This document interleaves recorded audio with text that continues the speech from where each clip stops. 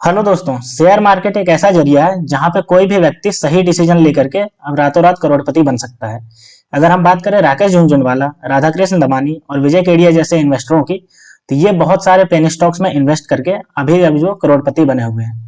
तो आज की वीडियो में हम ऐसे ही पेनी स्टॉक्स के बारे में बात करेंगे जो आपको अभी 1 रुपये से कम दाम पे मिल रहा है और इनका जो मार्केट कैपिटलाइजेशन है वो 50 करोड़ से ऊपर है। तो आने वाले समय में ये पोटेंशियली जो है वो रखते हैं कि आने वाले समय में आपको मल्टीबैगर रिटर्न देने की कैपेबिलिटी रखते हैं। और हम जानते हैं कि अगर हमारे पास कम पैसा है और हम आने वाले समय में मल्टीबैगर रिटर्न चाहते हैं तो हमें पेनी स्टॉक्स में ही इन्वेस्ट करना ज्यादा सही लगता है। तो चलिए आज की वीडियो में हम ऐसे पेनी स्टॉक्स के बारे में देख लेते हैं। तो हम ऐसे 3 पेनी स्टॉक्स के बारे में देखेंगे। लेकिन वीडियो शुरू करने से पहले मैं आपको बता दूं कि पेनी स्टॉक्स जो होते हैं वो वेरी हाईली रिस्की स्टॉक्स होते हैं। क्योंकि जितना चांसेस होता है इसमें आपको मल्टीबैगर रिटर्न देने का, उतना ही चांसेस होता है आपका इन्वेस्टमेंट मनी डूब जाने का। तो मैं आपको रिकमेंड करूंगा कि आप जितना भी इसमें इन्वेस्टमेंट करो वो आप टोटल अमाउंट का 20 to 30% ही पेनी स्टॉक्स में लगाओ। तो चलिए मैं आपको बताता हूँ कि ये 3 स्टॉक्स कौन कौन से हैं। तो चलिए एक एक करके तीनों को देखते हैं, इनके पूरे फंडामेंटल को समझते हैं, इनका जो ग्राफ है उसको देखते हैं और उसके बाद इसका करंट प्राइस को देखते हैं। ठीक है, तो जो सबसे पहला स्टॉक्स है उसका 1 साल का ग्राफ पैटर्न को देखिए। ये आपको देखने को मिल रहा है कि ये आपका जो है वो स्टार्ट हुआ है 1 रुपया 3 पैसे से। ठीक है, और देखिए ये ऊपर जो गया है मैक्सिमम वो आपका गया है 1 रुपया 29 पैसे गया है, उसके बाद नीचे आया है और अभी जो चल रहा है वो 0.9 रुपये के आसपास चल रहा है। ठीक है, यानी कि 90 पैसे के आसपास चल रहा है।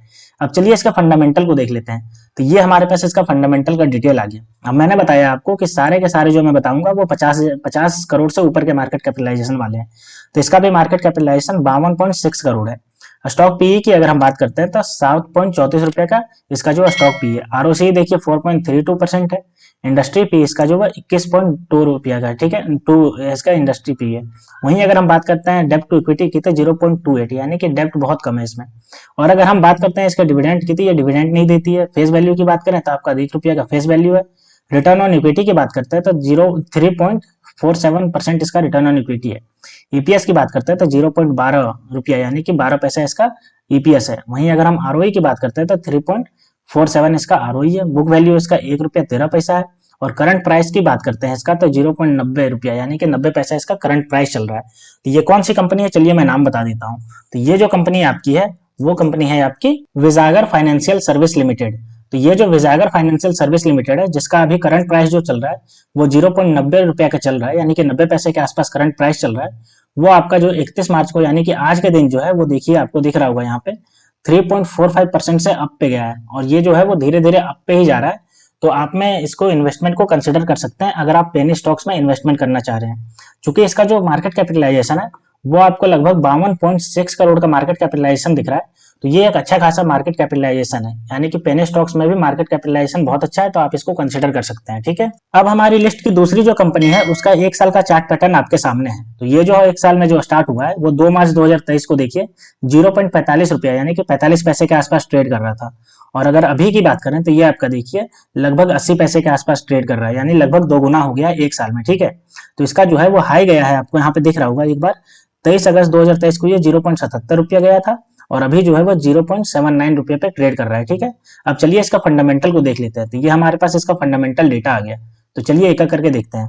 अब इसका जो मार्केट कैपिटलाइजेशन है वो 84.6 करोड़ है। 50 करोड़ से ऊपर मैंने बताया था सबका, 30 का भी है। स्टॉक पीई की बात करते हैं तो 47.5 जो है इसका स्टॉक पीई है। आरओसी की बात करते हैं तो 0.98% का आरओसी है। इंडस्ट्री पी की बात करते हैं तो 21.2 इसका इंडस्ट्री पी है। डेप्ट टू इक्विटी 0, यानी कि किसने कोई डेप्ट नहीं लेकर रखा था, इसका एक प्लस पॉइंट है। अगर करंट प्राइस की बात करते हैं तो 0.79, यानी कि लगभग 80 पैसे के इसका करंट प्राइस चल रहा है इसका। बुक वैल्यू की बात करेंगे तो 1.04 रुपीज का इसका बुक वैल्यू है। आरओई की बात करते हैं तो 0.64% इसका आरओई है और ईपीएस इसका 0.02 रुपीज का ईपीएस है। प्राइस टू बुक वैल्यू की बात करेंगे तो 0.67 इसका 76 जो है वो इसका प्राइस टू बुक वैल्यू है। ठीक है, अगर हम इसके बात करते हैं फेस वैल्यू की तो 1 रुपया इसका फेस वैल्यू है। और रिटर्न ऑन इक्विटी की बात करते हैं तो 0.64% इसका रिटर्न ऑन इक्विटी है। तो चलिए अब देखते हैं कि ये कंपनी है कौन सी। तो ये जो कंपनी आपकी है वो NCL research and financial service limited. तो ये जो कंपनी है इसका मार्केट कैपिटलाइजेशन 84.6 करोड़ है, जो कि अच्छा खासा मार्केट कैपिटलाइजेशन है, जो कि आपका जो है वो अच्छा खासा आपको दिखा रहा है।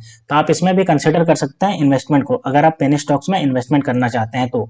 अब हमारी लिस्ट की जो तीसरे नंबर की कंपनी है उसके ग्राफ आपको यहाँ सामने दिख रहा होगा। तो अगर हम बात करते हैं इसके 1 साल के, तो ये जो 2 मार्च 2023 को जो था वो आपका 0.49 रुपीज यानी कि 49 पैसे के आसपास ये ट्रेड कर रहा था। और अभी की बात करते हैं तो ये आपका 53 पैसे के आसपास ट्रेड कर रहा है।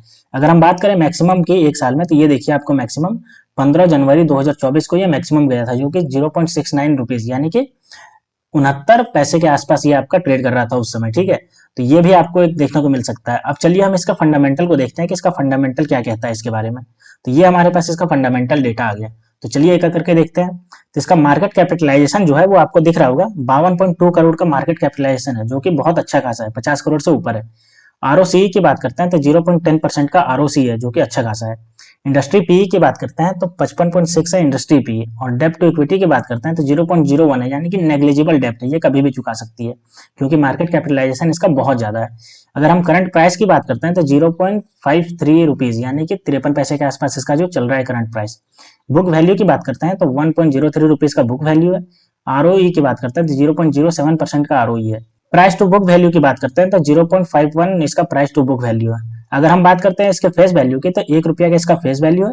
और रिटर्न ऑन इक्विटी की बात करते हैं तो 0.07% इसका रिटर्न ऑन इक्विटी है। अब चलिए हम देख लेते हैं कि ये कौन सी कंपनी है। तो ये जो आपकी कंपनी है वो है आपके शालीमार प्रोडक्शन लिमिटेड।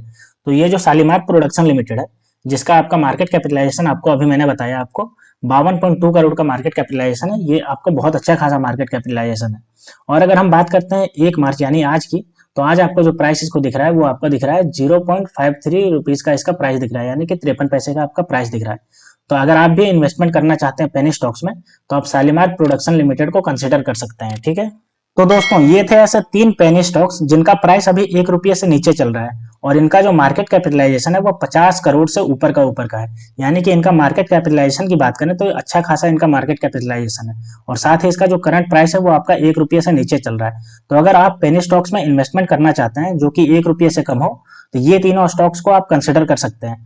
लेकिन दोस्तों मैं आपको एक बार फिर से बता देना चाहता हूं कि जो पेनी स्टॉक्स होते हैं वो हाईली रिस्की स्टॉक्स होते हैं, क्योंकि इनका जो मार्केट कैपिटलाइजेशन होता है वो 50 करोड़ 55 करोड़ ऐसे ही होता है।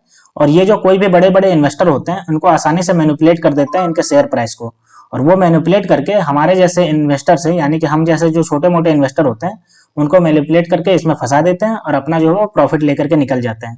तो जब भी आप कभी पेनी स्टॉक्स में इन्वेस्टमेंट करें तो आपने फुल्ली अमाउंट को इन्वेस्टमेंट मत करिए। कभी भी करिए तो 20 to 30% ही अमाउंट को इसमें इन्वेस्टमेंट करिए।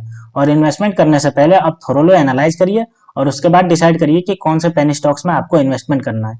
और मैं आपको फिर से बता रहा हूं कि इन्वेस्टमेंट सिर्फ 20 to 30% ही करिए किसी भी स्टॉक्स में, ठीक है। तो दोस्तों अगली वीडियो में मैं आपको ऐसे पेनी स्टॉक्स के बारे में बताऊंगा जिनका जो अभी मार्केट प्राइस है वो आपका 5 रुपये से कम है, और उनका जो मार्केट कैपिटलाइजेशन है वो 100 करोड़ से ऊपर है। तो अगर वो वीडियो भी आप देखना चाहते हैं तो अभी आप मेरे चैनल को सब्सक्राइब कर लीजिए, ताकि आपके तक वो आसानी से पहुंच जाए जब ये वीडियो मैं आपको डालूं। तो दोस्तों ऐसी ही वीडियो देखने के लिए आप मेरे चैनल को सब्सक्राइब कर लीजिए। तो मिलते हैं दोस्तों नेक्स्ट वीडियो में, तब तक के लिए स्टे ट्यून्ड, थैंक यू।